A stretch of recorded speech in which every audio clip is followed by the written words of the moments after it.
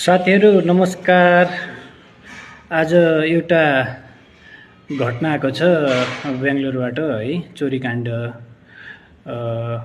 यो चाहिँ तपाईको चेन्नईको एउटा पत्रिकामा बिहानै आएको थियो है। मैले त थाहा पाएको थिइनँ। यतैको मान्छेले नेपालीले यस्तो यस्तो गर्यो, यिनीहरू कहाँ कहाँ हुन्, कतै तिम्रो गाउँका हुन् कि भनेर चाहिँ उसले भनिसकेपछि खै भनेर मैले हेरिसकेपछि चाहिँ तपाईको मैले त्यो चाहिँ तामिलमा लेखिएको थियो। मलाई पढ्न सजिलो होस् भन्नको लागि मैले चाहिँ गुगल ट्रान्सलेट हिन्दी र नेपालीमा गुगल ट्रान्सलेट गरेर मैले त्यो सबै पढेँ है। र हाम्रो नेपाली दाजुभाइ दिदीबहिनीहरूलाई चाहिँ किन अलिकति पनि लाज शरम नभएको हो के? यिनीहरूले आफूले त यस्तो गर्छन् सारा नेपाललाई किन बदनाम गराइरहेका छन् कि यिनीहरूले? हामी एउटा सोझो साझो मान्छे, मेहनतले काम गरिरहेको मान्छेलाई यिनीहरूले यति ठुलो असर पारिरहेका छन् भन्ने कुरोको ठेगान छैन के?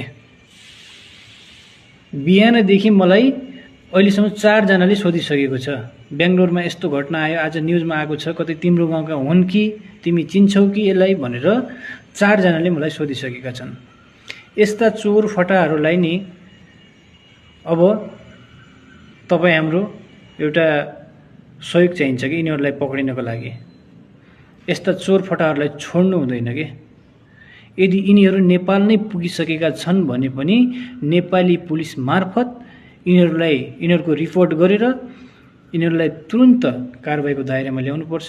यदि यिनीहरूले कतै भारततिरै सेटिङ मिलाएर कतै बसेका छन्, लुकीछिपी बसेका छन् भने पनि यिनीहरूको घर परिवारका मान्छेलाई पक्राउ गर्नु पर्यो।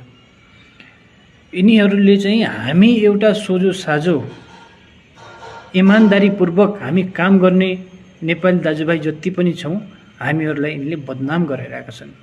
नेपालको मान्छेले यसरी यति पैसा चोरी गर्यो भनिसकेपछि हामीलाई कस्तो हुन्छ? कति लाज हुन्छ कि हामीलाई? 10 लाख रुपैयाँ नगद 2 किलो सुन चोरेको रहेछ। ल हेर्नुहोस् कसरी आउँछ कि यिनीहरूलाई यत्रो आँट? प्लिज जसरी पनि हुन्छ यिनीहरूलाई नि तपाईँ हाम्रो सहयोगबाट जति सक्दो भिडियोलाई सेयर गरिदिनु होला। यिनीहरूलाई जसरी पनि कानुनको दायरामा लिएर यिनीहरूलाई कानुनी कारबाही गर्नुपर्छ।